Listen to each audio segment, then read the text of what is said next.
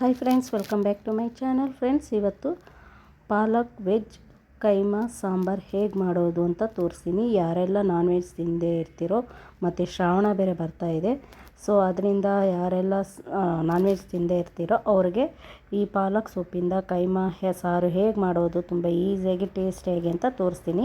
ಫಸ್ಟಿಗೆ ನಾನು ಪಾಲಕ್ ಸೊಪ್ಪನ್ನ ಚೆನ್ನಾಗಿ ವಾಶ್ ಮಾಡಿ ಸಣ್ಣಕ್ಕೆ ಹೆಚ್ಚಿಟ್ಕೊಂಡಿದ್ದೀನಿ. ನೀರಿನ ಅಂಶ ಒಂದು ಸ್ವಲ್ಪ ಇರಬಾರ್ದು, ಅದರಿಂದ ಸ್ವಲ್ಪ ಸಾಲ್ಟ್ ಹಾಕಿ ಚೆನ್ನಾಗಿ ಕಲಿಸ್ಬಿಟ್ಟು ಒಂದು ಸೈಡ್ಗೆ ಎತ್ತಿಡ್ತೀನಿ. ಅದರಿಂದ ನೀರು ಚೆನ್ನಾಗೇ ಬಿಟ್ಕೊಳ್ಳುತ್ತೆ. ಬಿಟ್ಕೊಂಡಾದಮೇಲೆ ಆ ನೀರನ್ನೆಲ್ಲ ತೆಗೆದ್ಬಿಟ್ಟು ಮತ್ತೆ ಹೇಗೆ ನಾವು ಕೈಮಾ ಉಂಡೆಗಳದು ಮಾಡೋದು ಅಂತ ತೋರಿಸ್ತೀನಿ. ಈಗ ಫಸ್ಟಿಗೆ ನೋಡಿ, ಈ ಥರ ಚೆನ್ನಾಗಿ ನಾನು ಮಿಕ್ಸ್ ಮಾಡ್ಕೊಳ್ತಾ ಇದ್ದೀನಿ. ಸ್ವಲ್ಪ ಸಾಲ್ಟ್ ಹಾಕಬೇಕು. ಈಗ ನೋಡಿದ್ರಲ್ಲ, ಈ ಥರ ಮಿಕ್ಸ್ ಮಾಡಿ ಒಂದು ಸೈಡ್ಗೆ ಇಟ್ಬಿಡ್ತೀನಿ. ಅಷ್ಟೊತ್ತಲ್ಲಿ ಅದೊಂದು ಸ್ವಲ್ಪ ಸೈಡ್ಗೆ ಇಟ್ಟಾದಮೇಲೆ ಒಂದು ಜಾರ್ನಲ್ಲಿ ಈಗ ರುಬ್ಕೊಳ್ಳೋಕ್ಕೆ ಮಸಾಲಾನ ಏನೇನು ಬೇಕು ಅಂತ ತೋರಿಸ್ತೀನಿ. ಈಗ ಈರುಳ್ಳಿನ ಹಾಕ್ಕೊಳ್ತಾ ಇದ್ದೀನಿ. ಈರುಳ್ಳಿ ನಿಮಗೆ ಗ್ರೇವಿ ಎಷ್ಟು ಬೇಕೋ ಅಷ್ಟು ನೋಡಿಕೊಂಡು ನೀವು ಗ್ರೇವಿನ ಹಾಕ್ಕೊಳ್ಬೋದು. ಸೊ ಈಗ ಶುಂಠಿ ಮತ್ತು ಬೆಳ್ಳುಳ್ಳಿ ಎರಡನ್ನೂ ಹಾಕ್ಕೊಳ್ತಾ ಇದ್ದೀನಿ. ಇದಾದಮೇಲೆ ಹಸಿಮೆಣ್ಸಿನ್ಕಾಯಿ ಒಂದು 3ನ ಹಾಕ್ಕೊಳ್ತಾ ಇದ್ದೀನಿ. ಇದು ಟೇಸ್ಟು ತುಂಬ ಚೆನ್ನಾಗಿ ಬರುತ್ತೆ, ಅದರಿಂದ ನಾನು ಹಸಿಮೆಣ್ಸಿನ್ಕಾಯಿನ ಹಾಕ್ಕೊಳ್ತಾ ಇದ್ದೀನಿ. ತೆಂಗಿನ ತುರಿನ ಸ್ವಲ್ಪ ಹಾಕ್ಕೊಳ್ತಾ ಇದ್ದೀನಿ. ಇದು ಆಪ್ಷನಲ್, ಬೇಕಂದರೆ ಹಾಕ್ಕೊಳ್ಬೋದು, ಇಲ್ಲಾಂದರೆ ಸ್ಕಿಪ್ ಮಾಡ್ಬೋದು.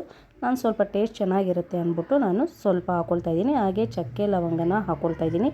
ಈಗ ಸ್ವಲ್ಪ ಕೊತ್ತಂಬರಿನ ಫೈನಲಾಗಿ ಹಾಕ್ತಾಯಿದ್ದೀನಿ. ಇದನ್ನು ಚೆನ್ನಾಗಿ ರುಬ್ಕೊಂಡ್ಬಂದ್ಬಿಡ್ತೀನಿ. ಈಗ ಇಲ್ಲಿ ನೋಡಿದ್ರಲ್ಲ, ನಾನು ಇದು ಪಾಲಕ್ ಸೊಪ್ಪನ್ನ ಸಪ್ರೇಟಾಗಿ ಸಾಲ್ಟ್ ಹಾಕಿಟ್ಟಿದ್ನಲ್ಲ, ಇಷ್ಟು ನೀರು ಬಿಟ್ಕೊಂಡಿದೆ. ಇನ್ನೂ ಪ್ರೆಸ್ ಮಾಡಿದ್ರೆ ಇನ್ನೊಂದಷ್ಟು ನೀರು ಬರುತ್ತೆ. ಈ ಸಪ್ರೇಟಾಗಿ ತೆಗ್ದು ತೋರಿಸ್ತೀನಿ ಎಷ್ಟು ನೀರು ಇಟ್ಟಿದ್ದೀನಿ ಅಂತ. ನೋಡಿದ್ರಲ್ಲ, ಈ ಥರ ನಾವು ಫುಲ್ಲು ಪ್ರೆಸ್ ಮಾಡಬೇಕು, ಆವಾಗ ನೀರಿನ ಅಂಶ ಎಲ್ಲ ಬಿಟ್ಕೊಳ್ಳುತ್ತೆ. ಇಷ್ಟು ನೀರು ಬಂದಿದೆ. ಇದನ್ನು ಸಪ್ರೇಟಾಗಿ ಎತ್ತಿಟ್ಬಿಡ್ತೀನಿ. ಈಗ ಇದರಲ್ಲಿ ನಾನು ಮಸಾಲೆ ರುಬ್ಕೊಂಡಿದ್ನಲ್ಲ, ಅದು 1-2 ಸ್ಪೂನ್ ಅಷ್ಟು ಹಾಕ್ಕೊಳ್ತೀನಿ. ಆಮೇಲೆ ಸ್ವಲ್ಪ ಸಾಲ್ಟು, ಫಸ್ಟಿಗೆ ಒಂದು ಸ್ವಲ್ಪ ಸಾಲ್ಟ್ ಹಾಕಿದ್ವಿ, ನೋಡಿಕೊಂಡು ಇನ್ನೂ ಸ್ವಲ್ಪ ಹಾಕ್ಕೊಳ್ಬೇಕು ಅಷ್ಟೇ. ನಮಗೆ ರುಚಿಗೆ ಎಷ್ಟು ಬೇಕು ಅಷ್ಟು ನೋಡ್ಕೊಂಡು ಹಾಕ್ಕೊಳ್ಬೇಕು. ಅದಾದಮೇಲೆ ಖಾರದ ಪುಡಿ, ಖಾರ ಸ್ವಲ್ಪ ಮೀಡಿಯಮ್ ಬೇಕಾದ್ರೆ ಮೀಡಿಯಮ್ಮು, ಅದು ನಿಮ್ಮ ಇದು. ಆಮೇಲೆ ಸ್ವಲ್ಪ ಧನಿಯಾ ಪೌಡರು, ಇದನ್ನು ಅಷ್ಟೇ ಸ್ವಲ್ಪ ಒಂದು ಅರ್ಧ ಸ್ಪೂನಷ್ಟು ಹಾಕ್ಕೊಳ್ತಾ ಇದ್ದೀನಿ. ಆಮೇಲೆ ಸ್ವಲ್ಪ ಅರಿಶಿನ ಹಾಕ್ಕೊಳ್ತಾ ಇದ್ದೀನಿ. ಸೊ ಇವಾಗ ಇದನ್ನೆಲ್ಲ ನಾನು ಮಿಕ್ಸ್ ಮಾಡ್ತೀನಿ. ಅದ್ರ ಜೊತೆಗೆ ನಾನು ಕಡಲೆ ಹಿಟ್ಟನ್ನ 1-2 ಟೀ ಸ್ಪೂನಷ್ಟು ಹಾಕ್ಕೊಳ್ತಾ ಇದ್ದೀನಿ. ಇದು ನೋಡಿಕೊಂಡು ನಾವು ಕಲಿಸ್ಕೊಳ್ಬೇಕಾದ್ರೆ ನೋಡ್ಕೊಂಡು ಹಾಕ್ಕೊಳ್ಬೇಕು. ಈಗ ಚೆನ್ನಾಗಿ ಇದನ್ನು ಮಿಕ್ಸ್ ಮಾಡ್ಕೊಳ್ಬೇಕು. ನಾವು ಕೈಯಲ್ಲಿ ಎಷ್ಟು ಮಿಕ್ಸ್ ಮಾಡ್ತೀವೋ ಅಷ್ಟು ಉಪ್ಪು ಖಾರ ಎಲ್ಲ ಹಿಡಿಯುತ್ತೆ ಸೊಪ್ಪಿಗೆ. ಸೊ ನೋಡಿಕೊಂಡು, ಮತ್ತೆ ನನಗೆ ಸಾಕಾಗಲಿಲ್ಲ ಕಡಲೆ ಹಿಟ್ಟು, ಇನ್ನೊಂದು ಸ್ವಲ್ಪ ಹಾಕ್ಕೊಳ್ತೀನಿ. ಒಟ್ಟು ಟೋಟಲು 1/4 ಕಪ್ ಅಷ್ಟು ಹಾಕ್ಕೊಂಡಿದ್ದೀನಿ ನಾನು ಎಕ್ಸ್ಟ್ರಾ. ನೋಡಿ, ಈ ಥರ ಚೆನ್ನಾಗಿ ಮಿಕ್ಸ್ ಮಾಡ್ಕೊಳ್ಬೋದು. ಈಗ ಈ ಥರ ಬಂದಿದೆ. ಇದನ್ನು ನಾವು ಉಂಡೆಗಳ ಥರ ಮಾಡಿಟ್ಕೊಳ್ಬೇಕು. ಈಗ ಕೈಮಾ ಉಂಡೆಗಳು ಹೇಗೆ ನಾನ್ ವೆಜ್ಜಲ್ಲಿ ಇಟ್ಕೊಳ್ತೀವೋ ಆ ಥರ ಇದನ್ನು ನಾವು ಉಂಡೆಗಳಾಗಿ ಮಾಡಿ ಸಪ್ರೇಟಾಗಿ ಇಟ್ಕೊಳ್ಬೇಕು ಒಂದು ಪ್ಲೇಟಿಗೆ. ಈಗ ಒಂದು ಪ್ಯಾನ್ ಇಟ್ಕೊಳ್ತೀನಿ. ಆ ಪ್ಯಾನಲ್ಲಿ ಸ್ವಲ್ಪ ಎಣ್ಣೆ ಹಾಕಿದ್ದೀನಿ. ಸೊ ಎಣ್ಣೆ ಸ್ವಲ್ಪ ಕಾದ ನಂತರ ಈರುಳ್ಳಿನ ಹಾಕ್ಕೊಳ್ತೀನಿ. ಈರುಳ್ಳಿ ಒಂದು ನಿಮ್ಗೆ ಎಷ್ಟು ಬೇಕು ಅಷ್ಟು ನೋಡಿಕೊಂಡು ಟೇಸ್ಟಿಗೆ ಹಾಕ್ಕೊಳ್ಳಿ, ಇಲ್ಲಾಂದರೆ ಸ್ಕಿಪ್ಪು ಮಾಡ್ಬೋದು. ನನಗೆ ಈರುಳ್ಳಿ ಬೇಕು ಅಂತ ನಾನು ಹಾಕ್ಕೊಂಡೆ. ಸೊ ಇವಾಗ ಇದನ್ನು ಚೆನ್ನಾಗಿ ಫ್ರೈ ಮಾಡ್ತೀನಿ. ಈರುಳ್ಳಿ ಹಾಕೋದ್ರಿಂದ ಟೇಸ್ಟು ತುಂಬಾ ಚೆನ್ನಾಗಿರುತ್ತೆ. ಇದರಲ್ಲಿ ಬೇಕಾದರೆ ಚಕ್ಕೆ ಲವಂಗ ಹಾಕ್ಕೊಳ್ಬೋದು. ನನಗೇನು ಬೇಡ ಅಂತ ಅನಿಸ್ತು, ಸೊ ಅದಕ್ಕೆ ನಾನು ಹಾಕಲಿಲ್ಲ. ಈಗ ಮಿಕ್ಕಿದ ಮಸಾಲೆನ ಇದಕ್ಕೆ ಹಾಕ್ಕೊಳ್ತಾ ಇದ್ದೀನಿ. ಇದನ್ನು ಹಾಕ್ಕೊಂಡು ಚೆನ್ನಾಗಿ ಮಿಕ್ಸ್ ಮಾಡಬೇಕು. ಈ ಹಸಿ ಸ್ಮೆಲ್ಲೆಲ್ಲ ಹೋಗಬೇಕು, ಅಲ್ಲಿವರೆಗೂ ಚೆನ್ನಾಗಿ ನಾವು ಮಿಕ್ಸ್ ಮಾಡ್ತಾನೆ ಇರಬೇಕು.